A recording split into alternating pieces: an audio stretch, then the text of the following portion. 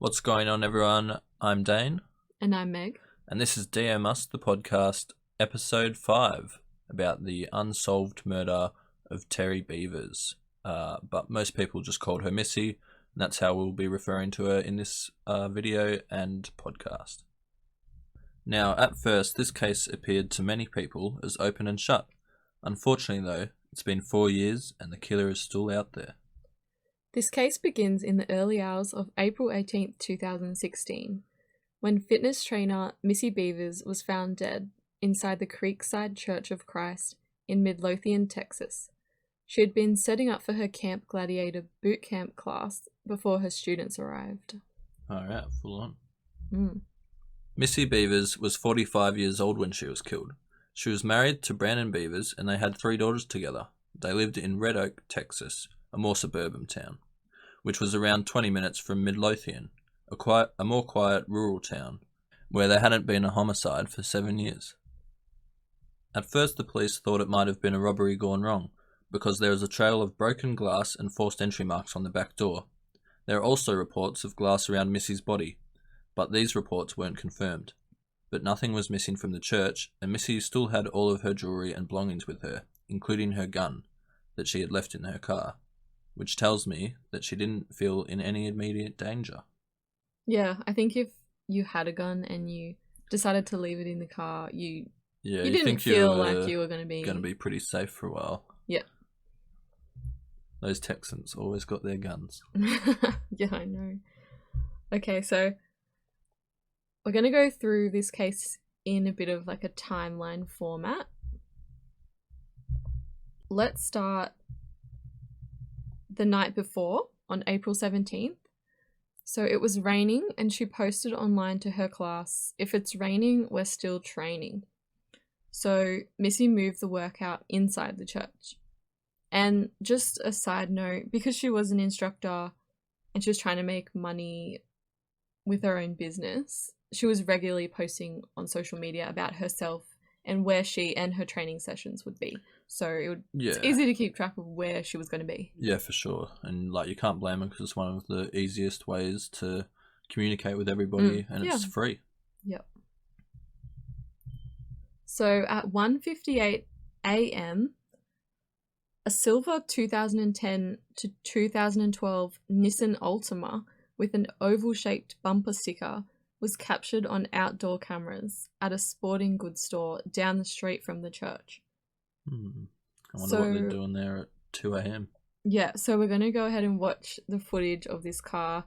And also, I don't think the police actually think this person's a suspect in particular, but they're thinking, they're there around the time of the murder. So did they see anything weird? Yeah. Even though they are acting weird. Yeah. So we're going to go ahead and take a look at that. And for those that are listening, we'll just have all the links to the videos in the show notes. The car is driving in like a really strange way, as you'll see. So they come in at 1:58 a.m. and then they exit around 2:04 a.m. And they're kind of just... Yeah, so it's just like 6 minutes, and it was like erratic driving, just flicking on lights, and stopping for a little bit, and then just driving around again. Turning lights off, turning lights on. Maybe there was something wrong with their car. Yeah, we're not sure. It just looked really kind of random and erratic. I don't know what they were on about. No one got out of the car, they just drove around. Maybe you said maybe they stole the car, maybe they were under the influence of something. Yeah, who knows what's going on. But yeah, no one came forward about it, so that's really all the info we can go on is that video. Yeah. So at an unknown time that morning, the suspect arrives at the church and forces their way inside, and there is some footage which we'll show in a minute. So around 3:45 a.m, Missy leaves her house to go and set up for her class. And then 3:50 a.m, the suspect is first seen on a surveillance camera inside the church. This footage is what has really made this an infamous case, and it's really like creepy to watch, and we're going to watch that. Ooh, well, this is going to be interesting then. Man, that's, like you said, pretty creepy. Yeah, it's so creepy to think that they were there and they were waiting. And they were dressed in a full police outfit. Yeah, so it's described as like a SWAT or a riot uniform. Looks like, because they had like a face mask kind of thing on. Yeah. Or a face guard. And they're kind of just walking around, opening all the doors. Checking. Looked like he was carrying kind of like a hammer kind of thing. Yeah. That's what a lot of people say. Or they were, because we don't know the gender. You couldn't tell from the video what gender they are. I think it could be... I don't know, when I first see it, I think man, but then... Yeah. It could be... It could be bulky clothing, but yeah, I'm not sure. Yeah, it's really creepy. But yeah, another reason for dressing in police is maybe, like, if someone did walk in, like, at least they could kind of pose that they were meant to be there. Yeah. And, like, I guess if you see a police uniform, you're a little bit more welcoming or friendly to it. That's true, yep. Although, not right now with everything going on. No, but back then, I think, if someone walked in, they could have just thought, meant to there's be a police able officer here. Yeah, see the police and trust them. And, not think anything's going on. That's right. So, around... What it does do is create the perfect kind of disguise. Yeah, absolutely. So, around 4:16 a.m, so about half an hour later, Missy arrives and enters the church. So there's a bit of confusion on whether Missy was seen on camera at all. Although I've seen most reports saying that the cameras were not working on the outside of the church and the church didn't have an alarm system. Okay. And then we obviously know that the cameras inside were working. Yeah, we only saw footage from inside the church, nothing outside. Yeah, so I'm thinking that she was captured by the cameras inside, and that's how they know what time exactly that she arrived. Or, I mean, they know how long it takes to get to the location as well, but obvious, like, she was found in the room. She was found in the where church. she was going to be exercising. So I'm thinking maybe there's a different entrance into that particular room. Yeah, I guess. Because it looks like they're roaming the hallway. Yeah, the suspect was just checking everything. Unless they were hiding when she came in. But yeah, do you know what I mean? Like, so she was found in the room and like had started setting up, I think. So she obviously didn't run into him until she'd already been. She'd already been in there. Yeah. So she made it into the room where she was going. Yeah.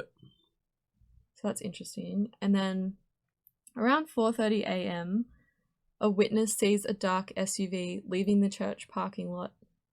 And this information came out much later and ties a particular person to the case that we'll also discuss a bit later on. Yeah, so was that witness one of the people going to her class? Her camp? No. It doesn't actually say, but I don't believe it is. Right. Because around 4:35 a.m, people from the fitness class begin to arrive. Yep. So the students arrive around 4:35. And just note that it's not exactly known when they enter the church. So that's pretty interesting that they know when Missy entered, but not the students. Yeah, that's a good point. Although they're meant to have cameras in the church. Maybe they just haven't released them. I don't know. Maybe because it's still an open case, there's some information they can't give out. Yeah, quite possibly. That's interesting. The students enter thinking they'll find Missy as usual, finishing setting up, start your class, and ready to start the class. But instead, they find Missy's body lying on the floor with blood and possible glass surrounding her. And then at 5 a.m, the first 911 calls are made from Missy's students, and the police and fire department arrive within 10 minutes, which is good. Yeah, that's pretty quick. And paramedics confirm that she has died, and police can tell pretty much straight away that she was murdered. And later it's confirmed that she died from puncture wounds to her head and her chest. Yeah, I wonder what time they found her, if it wasn't until 5 a.m. that they made the call. I'm thinking that they were just waiting, you know, when you get somewhere early. I think it starts at 5, yeah. So then, yeah, it makes sense if they didn't They're just waiting outside. Yeah, they didn't want to go straight in. If she was still setting up, maybe that's what they're normally used to. If I'm early for an appointment, I'll just wait in the car. Yeah. Until it gets closer. So yeah, that's fair. Midlothian police searched the building and found the broken glass and forced entry marks on the back door like we mentioned earlier. And pretty quickly the police then check the surveillance tapes that we just showed you and find their main suspect. Yeah, like if you saw that right after you just discovered a murder, you'd definitely be suspicious and be like... That has to be the person. Yeah. So now we're on to the suspects, and obviously the main suspect is the infamous stranger dressed in what looks like a police SWAT or riot uniform, just meandering around the church hallway before Missy is set to arrive. So the police have released the footage to the press and posted on YouTube for people to watch, and they released some key details to try and get some information out there so they can get some more information back, in case people knew anything. So the height of the suspect is around 5'8", give or take about an inch, because of the helmet. Mm-hmm. They're wearing pretty bulky clothing, so obviously they can just go off what it looks like. The authenticity of the uniform is not known, and I've read somewhere that these uniforms aren't easy to get, so Yeah. obviously if it is an authentic police uniform, then that's really shady, and they obviously will have to have a even bigger investigation into just the surrounding police stations in that town and surrounding towns even, because you don't know if they've travelled from anywhere. That's true, yeah. But they're also walking with kind of like a limp on the right foot, with their feet facing out because of a possible injury or a temporary injury at the time. Although some people make a good point that maybe the heavy or bulky uniform is making them walk differently, because it can be a little bit harder to walk with such a weight that you're carrying. Or maybe they're doing it on purpose because they know that there's cameras inside of the church, and they're trying to not give away their usual behaviour. Yeah, I think both are definitely because obviously they're wearing like a face guard to cover their face, so they know that they might be spotted by someone or something. So why not put on, they could definitely put on a bit of an act. Yeah, it's described as like a distinct gait, and it's mainly their right foot that they're kind of limping on. And their feet are facing outwards. And, like, it's a pretty unusual way to walk. You could fake the limp, but you probably wouldn't fake your feet facing out. I think you either have that or you especially don't, if you've already thinking that you're like going to be murdering someone. I think your mind would be on different things. That's true, yes. Of course, that's how I think, so it could I definitely think be so completely too. different. I think that's a good clue, the feet facing outwards. Yeah. But they also released the official cause of her death, which we mentioned earlier, a head wound and multiple punctures to her chest, consistent with the tools that the person in the video is seen carrying. Well, they don't know exactly what it is, but as we said, most people think it's a hammer. Yeah. And even with this footage and help from hundreds of tips that came in, the FBI and police still don't have a motive as to why someone wanted to kill Missy. No. But the police turn to her personal life anyway and interview friends and family, as they do. One of Missy's regular workout buddies said Missy had seemed off and actually a bit distracted. So we were wondering maybe she'd caught on that someone might have been after her. Yeah, maybe. But it could have just been usual life stresses, because obviously you always have stuff that can kind of take your mind off things. Yeah, totally. Get you worried about something. Yeah, so police make the smart move and get her phone records and take her electronics into evidence, which, just a side note, these police seem like they did a pretty good job in this case. Yeah, they're just trying to do everything the right way. That's a smart thing to do, take her electronics. Stuff. So they find out Missy had used LinkedIn for not only her Camp Gladiator work, but also to chat with people.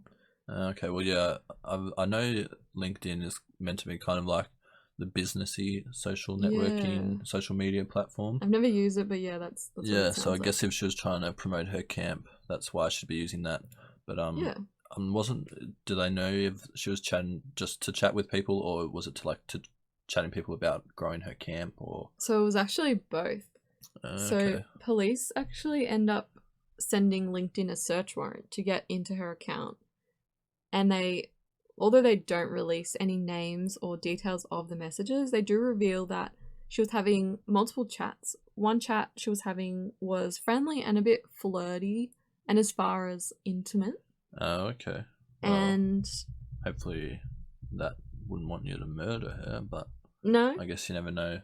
Well, so she's got another chat going on, which was strange and a bit creepy, and came from a male who Missy allegedly didn't know.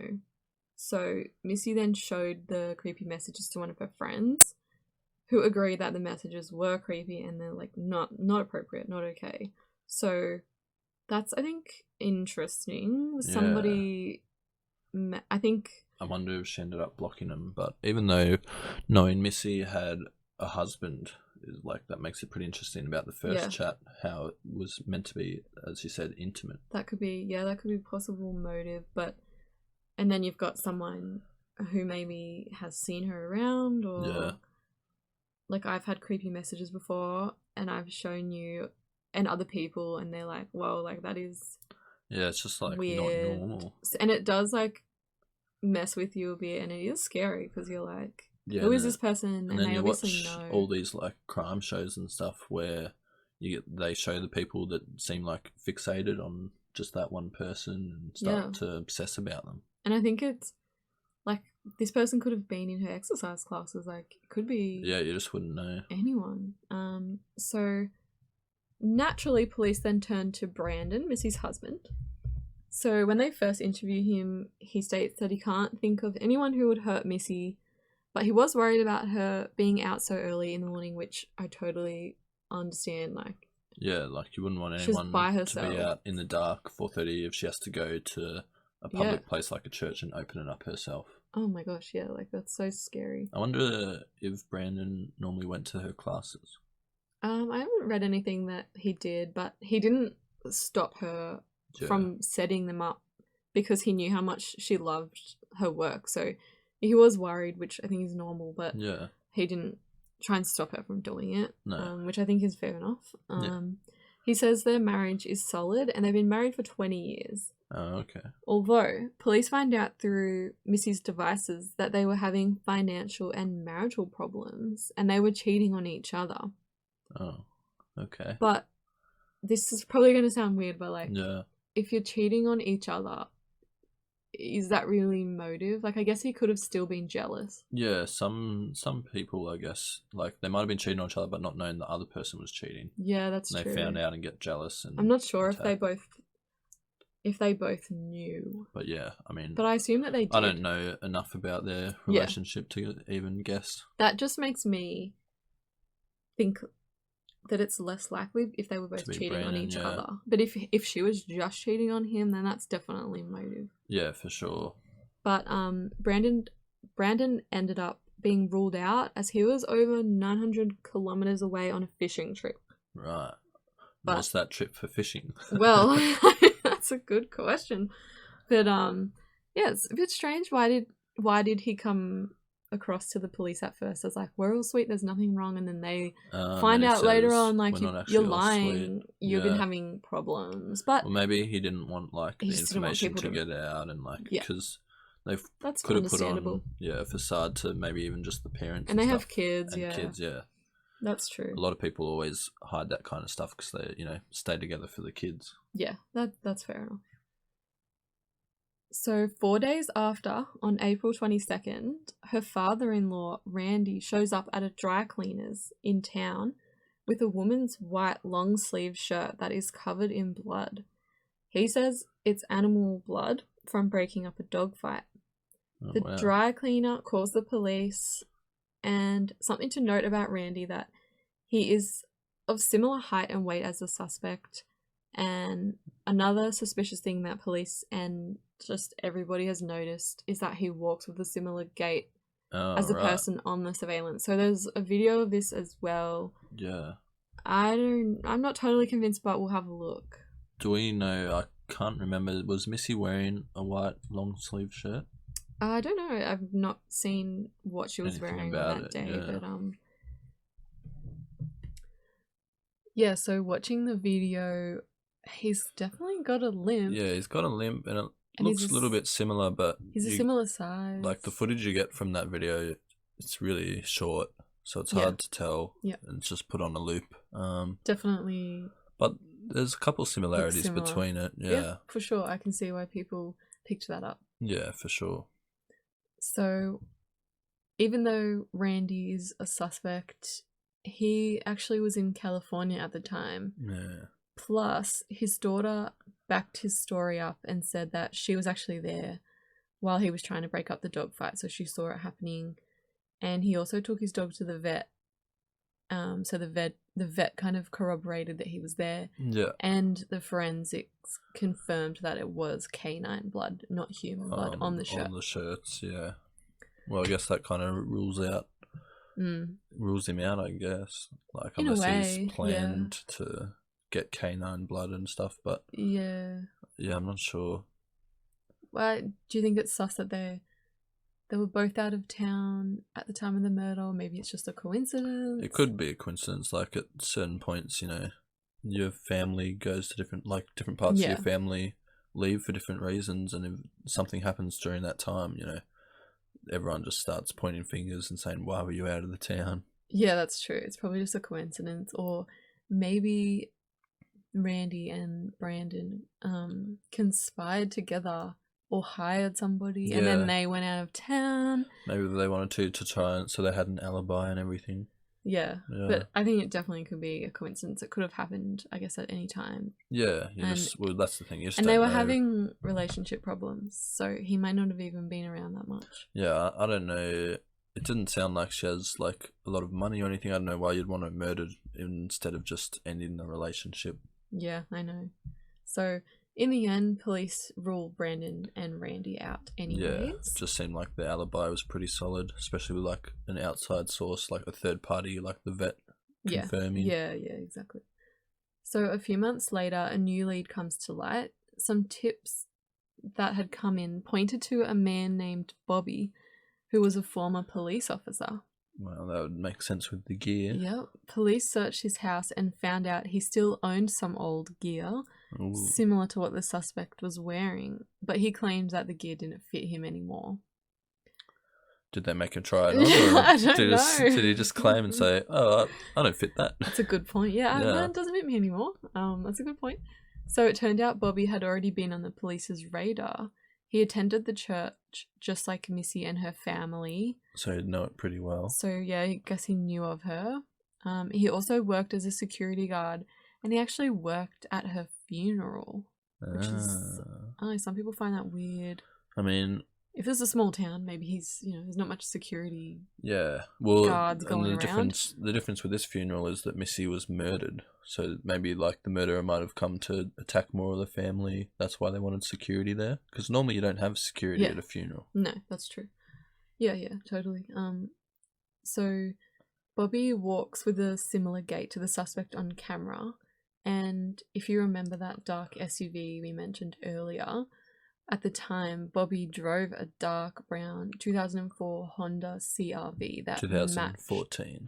2014. Honda that CRV. Matched the vehicle's description. That's interesting. So he was suspended from his job, charged with aggravated sexual assault, and it's actually unknown if Missy was sexually assaulted.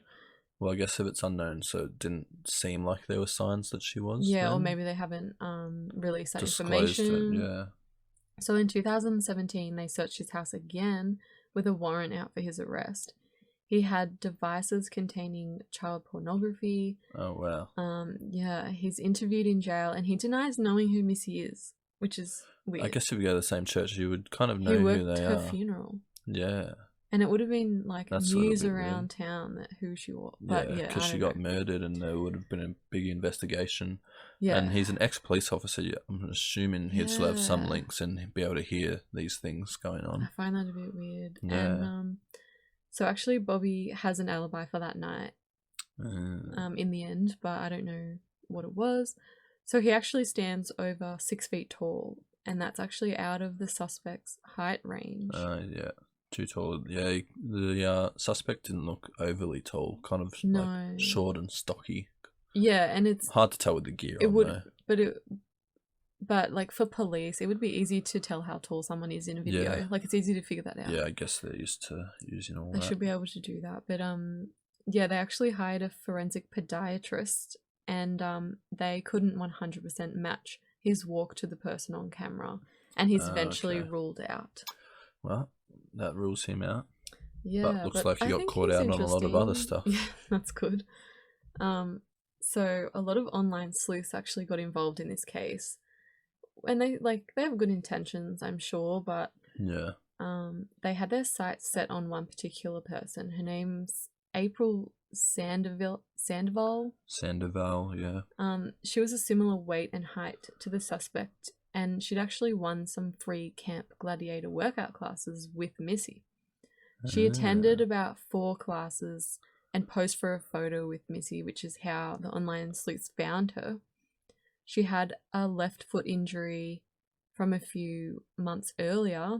She'd been in jail briefly. So that could explain the gait. They were walking like that. Yeah. So she had a stint in jail for a bad check, which that's not really anything compared to murder. No. She tried out being in the military once, and her mother owned a 2013 Nissan Altima, which was the one in the video. So that could match it, yeah. Which is, I don't know, that's a big coincidence, but police did end up interviewing her, and in the end they did clear her. Okay. But Seems like all the suspects are just getting cleared. Yeah. I wonder if they've got someone else that they can have now to interview. Well, unfortunately not. So the online sleuths not only targeted other people like April, but they actually started messaging one of Missy's daughters. Oh. Saying things like her dad killed her mum, and the police had to make an announcement saying, you can't go and do things like that without having any proof. Yeah, that's harassment. Yeah, you can't just... Because that's where the videos, I think, of Randy and all that have come from as well. Okay. People online are just saying... He walks similar, he looks similar. Check this out, I think it was them. Which is fine, but you can't get involved. Yeah, don't get personal where you're messaging the actual people. Yeah. And the police do a good job in this case as well, so... Yeah. So 2 years after Missy's murder in 2018, the case gets a new detective, and police wanted to correct the fact that everyone had been calling the suspect a he. But so they didn't know what gender. Yeah, they actually, in 2018, they decided to clarify that they couldn't actually tell the gender. And Brandon actually supports this, and from the start, he thinks that she was killed by a woman.